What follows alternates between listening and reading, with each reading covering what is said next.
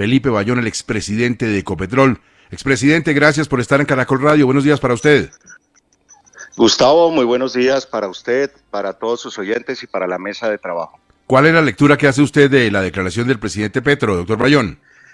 Pues Gustavo, primero diría que habría que entender los detalles bajo los cuales uno podría hacer una asociación de ese estilo y decirle a los oyentes y a la mesa que la asociación o las asociaciones en esta industria son absolutamente normales. Eso no tiene problema, uno se asocia con Petrobras o con Shell para hacer la exploración del Caribe colombiano costa afuera, o se asocia con Oxy para hacer no convencionales en Estados Unidos. Y uno quiere siempre aprender, uno siempre quiere que esas compañías aporten desde el punto de vista de procesos, de seguridad, de tecnología, de nuevas maneras de hacer las cosas. Y en últimas, ¿qué quiere uno? Pues generar valor para los accionistas. Recordemos que Ecopetrol tiene 250.000 accionistas, el gobierno es uno de ellos, el mayoritario, pero muchas personas naturales, muchas personas jurídicas también lo son. Y le diría a Gustavo que entender, bueno, ¿cuál es el objetivo de asociarse con PDVSA? Compañía que hace 20 o 30 años fue una de las compañías más admiradas del mundo, pero hoy uno ve la industria venezolana en una situación diferente, con una producción que ha caído, mucho talento que se ha perdido. Yo diría, ¿qué le aportaría a la asociación a Colombia? ¿Qué le aportaría a Ecopetrol? Y por último, Gustavo, y podemos discutir un poquito más, conversar un poco más, ¿por qué haríamos eso en Venezuela y no en Colombia, donde hay tanto potencial y donde hay tantas cosas para hacer? Ahora, lo primero es entender por qué hay transición energética y trabas para este tipo de actividades de hidrocarburos, de gas en Colombia, pero para el presidente Petro es válido el escenario venezolano.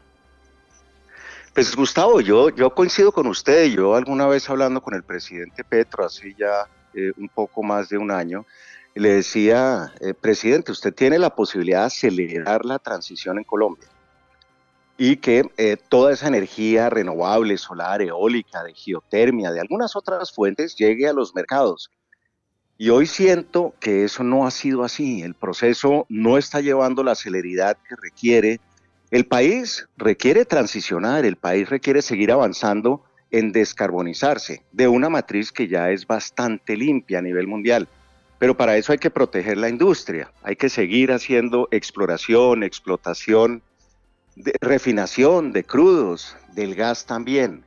Pues ¿por qué no lo hacemos en Colombia? Pensemos en últimas que en la medida de lo posible los colombianos consumamos hidrocarburos, fertilizantes, gasolinas, diéseles, combustible de aviación que sean colombianos. Doctor Bayón, buenos días. Ayer, tratando de entender este asunto, una persona me decía que uno podía verlo de esta otra manera, que cada país tiene algo que el otro necesita. PDVSA tiene las reservas, las mayores del mundo, y Ecopetrol tiene la plata. ¿Eso le parece un argumento contundente o no tanto? Espinosa, buenos días. Yo le diría lo siguiente, mire, y voy a tratar de armar un contexto muy rápidamente.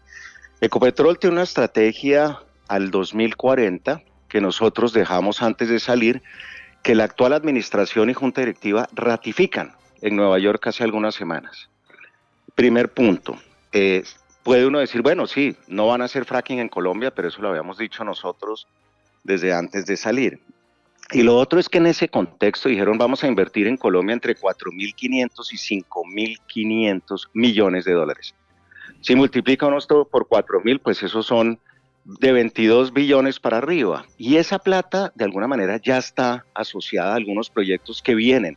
Entonces uno diría, oiga, ¿por qué no invierto esa plata en Rubiales, en Caño Sur, en Chichimene, en Castilla, que son activos que han producido tanto valor para el país y sobre todo desde que Ecopetrol los opera? Entonces yo diría, si se pueden hacer actividades por fuera del país, claro que sí. Y si me permite, Espinosa, en 4 años, del 2019 al 2023, la asociación con Occidental en Estados Unidos, en el Permian, pasó de 0 producción, 0 barriles, a 120.000 barriles, 300 millones de dólares de utilidad en el último año y una huella de carbono bajita, porque son barriles de 7,6, 7,8 kilogramos de CO2 por barril. Entonces, las asociaciones se pueden hacer el presupuesto posiblemente está, pero pensemos también, Gustavo, Espinosa, todos, hoy el gobierno tiene deudas importantes con Ecopetrol, con el FEPEC. Habría que ver si se van a honrar esas deudas, si se van a pagar. Y yo seguiría diciendo, si se pueden hacer las inversiones en Colombia, proteger desde el punto de vista de Ecopetrol 150.000 empleos entre directos y contratistas, pues invirtamos la plata en Colombia, generemos más posibilidades para más colombianos, antes de pensar en asociaciones donde no necesariamente es claro cuál es el objetivo o cuál es el problema que se está resolviendo. Doctor Bayón, PDVSA sigue estando en la llamada lista Clinton. Ecopetrol, a pesar pues que se levantaron algunas de las restricciones, ¿Ecopetrol puede asociarse con PDVSA sin ningún inconveniente para la estatal colombiana? Pues esa es una pregunta que tendrían que responder la Junta Directiva y la Administración de Ecopetrol. Adicionalmente a eso, Ecopetrol está listada en la Bolsa de Nueva York. Y Ecopetrol tiene que cumplir con algunos requerimientos desde el punto de vista, digamos, legal y regulatorio. Adicionalmente, hay una cosa que se llama el Código de Ética de Ecopetrol y habría que ver si un posible negocio en Venezuela cumple con esas condiciones o no. En su momento, como referencia, y no voy a entrar en los detalles, pero se miró el tema de la potencial importación de gas desde Venezuela. Y nosotros decíamos claramente, primero hay unos temas regulatorios, y segundo, y tal vez más importante, y es que teniendo el potencial de gas, ahorita acaban de anunciar un descubrimiento de un pozo que nosotros dejamos ya planeado, y están empezando a perforar el pozo Orca en la costa de La Guajira. ¿Por qué no desarrollamos esos yacimientos de gas de manera rápida, de manera eficiente, e inclusive decir, pues nosotros más bien vendámosle gas a Venezuela? Que hoy Venezuela está quemando 3 BCFs, 3 billones de pies cúbicos al día. Nosotros consumimos 1.000 millones de pies cúbicos, ellos queman 3.000 todos los días porque no tienen capacidad para manejar ese gas. Entonces, yo diría, hagamos las asociaciones que tengamos que hacer, enfoquémonos en seguir protegiendo a Ecopetrol, que es de todos los colombianos, y entendamos si efectivamente hay un objetivo válido o no. Y el tema de las sanciones, de la regulación, pues claramente es muy importante. Doctor Bayón, en esa asociación de la que usted habla, de la que plantea el presidente Petro, ¿hay una inversión con riesgo para Colombia? La inversión petrolera, Gustavo, por definición es inversión de riesgo. Fíjese que cuando uno perfora pozos de exploración, 2 pozos de cada 10 o 3 pozos de cada 10 son exitosos, los otros no.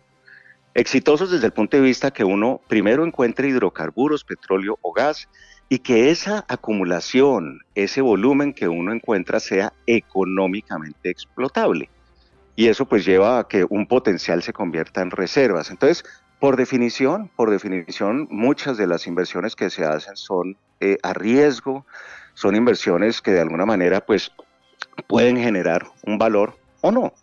Entonces, digamos que eso existe siempre en cualquier tipo de inversión. Pero nuevamente, si nosotros tenemos el conocimiento que tenemos de Castilla, de Chichimene, del CPO-09, del Cravo, de Caño Sur, de Rubiales, de muchos de los campos que explotamos en conjunto con socios. Fíjense, en Colombia tenemos asociaciones hace 70 y pico de años con muchas compañías. 25% de la producción de Ecopetrol viene de asociaciones, eso en sí no está mal. Sí. Y como les decía, hoy en Estados Unidos Ecopetrol está produciendo producción de Ecopetrol neta en la asociación con Occidental, más de 80.000 barriles. O sea, las asociaciones por sí no son malas, pero hay que entender, primero, qué problema estoy tratando de resolver y 2, cuál es el objetivo.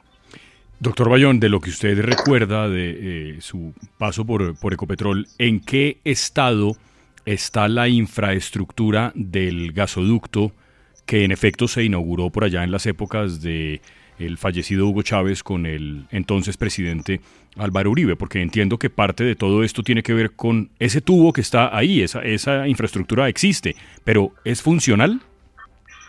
Pues en su momento, Espinosa, nosotros revisamos el tema y de hecho concluimos que desde el punto de vista de capacidad de compresión, de integridad de la línea, o sea, el estado mecánico, el estado físico de la línea, y para que pueda operar en algunos sitios no era el ideal. Se tendrían que hacer inversiones en tratamiento, remoción de agua, remoción de CO2, o sea, poner el gas en condiciones. Y eso eventualmente se puede hacer en el tiempo, se puede hacer en el tiempo. Pero yo me pregunto, Espinosa y todos, ¿por qué no le metemos la energía, el talento que se tiene hoy en día en Ecopetrol y con los socios, con tantos contratistas? Inclusive le cuento, la segunda nacionalidad digamos, que tiene más personas en Ecopetrol o que existe, que hay en Ecopetrol, es la de los venezolanos. Tanta gente que salió de Venezuela, muchos de ellos no por su propia voluntad y que hoy pues muestran y prestan esos talentos en todo el mundo. Entonces, desarrollar los yacimientos de gas de Colombia. Orca, si Orca es exitoso, o Uchua, que se perforó con Petrobras, uno puede conectar Uchua a la plataforma de Chuchupa. El tubo entre Chuchupa y Ballena en la costa ya existe y ya uno puede entrar al sistema colombiano de gas. Entonces yo creo que hay opciones, opciones, Espinosa, y yo me iría más por ahí. Habiendo dicho eso, hay eventualmente en el país una necesidad de gas apremiante 2026, más o menos alrededor del 2026, pueden ser unos meses más, unos meses menos, en algunas regiones del país, y eso también hay que suplirlo. Doctor Bayón, ¿Ecopetrol va bien? Pues yo le diría, primero, y lo he dicho aquí con Gustavo, creo que la última vez que hablábamos fue hace unos 4 o 5 meses, desde lo personal un agradecimiento profundo con los empleados, con el país. Vi los últimos resultados y pues obviamente ha habido impactos grandes. Yo sé la reforma tributaria, hay una caída en el precio internacional de referencia y eso pues es así, el negocio es así. Pero yo sí me quedo preocupado cuando veo que el precio cae de $95, estoy usando cuentas de servilleta y números grosos, de 95 a 80, $85, cae un 12%, un 10%, y la utilidad cae 46%. Hay más cosas, habría que entender qué tanto de eso es inflación, qué tanto de eso es eficiencia o falta de eficiencia, qué tanto de eso es el tipo de cambio, qué tanto de eso, en fin, hay muchas otras cosas que pueden estar sucediendo y es importante otra vez, y lo he dicho públicamente, que cuidemos a Ecopetrol. Ecopetrol en estos primeros 72 años, compañía de todos los colombianos, motor de la economía en muchas partes del país, realidad para tantos colombianos, para tanta gente, pues hay que cuidarla. Habría que ver qué pasa en el cuarto trimestre, habría que ver qué pasa con el cierre del año. Y otra vez, capacidad de ejecución, que los proyectos se hagan en tiempo y en forma en los presupuestos, que las producciones se entreguen. Fíjense, hoy gracias a la ampliación que hicimos y que inauguramos el año pasado, el 2022, de la capacidad de refinación en Cartagena, la refinería está corriendo más de 200.000 barriles, 210.000 barriles. Y Barranca está corriendo 230.000, 240.000 barriles. O sea, las capacidades de Ecopetrol se han puesto al servicio del país y de los colombianos. Me preguntaba usted, Gustavo, algo y creo que es importante decirlo. Bueno, ¿qué se puede hacer con Venezuela? Y yo diría lo siguiente, hay un tema de interconexión eléctrica en las fronteras, eso hay que hacerlo, que Colombia y Venezuela puedan comercializar electrones y electricidad de un lado a otro. Y lo otro ahorita, pues que tenemos este relacionamiento tan bueno con Venezuela, ¿cómo atacamos el contrabando de gasolina desde Colombia a Venezuela? Porque hay mucha gasolina, eso parece curioso, a la gente le parecerá extraño, que se va desde terceros que la compran y la llevan de Colombia a Venezuela. Aprovechar estas magníficas relaciones para tratar de resolver algunos de esos temas. Doctor Bayón, última inquietud, ¿va a aceptar la propuesta del alcalde de Medellín para que usted haga parte de la Junta de EPM? Pues primero vi el recibimiento de FICO en EPM y uno nota el cariño de la gente, el reconocimiento, y cuando FICO dice, oiga, tenemos que volver a hacer de EPE una compañía técnica, una compañía de las operaciones, una compañía de la gente, entonces pues lo felicito públicamente y felicito a EPM, que es una compañía tan querida y tan necesitada en el país, que hace tanto bien. Pues no, Gustavo, yo le cuento, alguien me dijo, oiga, que usted está en la lista de EPM, yo hace rato no hablo con FICO, entonces no ha habido ninguna aproximación oficial. en ese sentido, pero pues como le he manifestado en otras ocasiones, Gustavo, desde donde esté y en este momento amaneciendo en territorios cercanos a su corazón, en la Orinoquía colombiana, siempre comprometidos con el país y con ganas de trabajar y de seguir haciendo cosas por la gente. Lo está pensando y en el llano sí que hay espacio para reflexionar. Doctor Felipe Bayón, expresidente de Ecopetrol, gracias por sus luces y su muy calificada opinión sobre la posibilidad de hacer trabajos conjuntos en materia de hidrocarburos con PDVSA de Venezuela. Buena jornada hoy en La Vaquería. Gracias, Gustavo. Un saludo especial para usted y para todos los oyentes.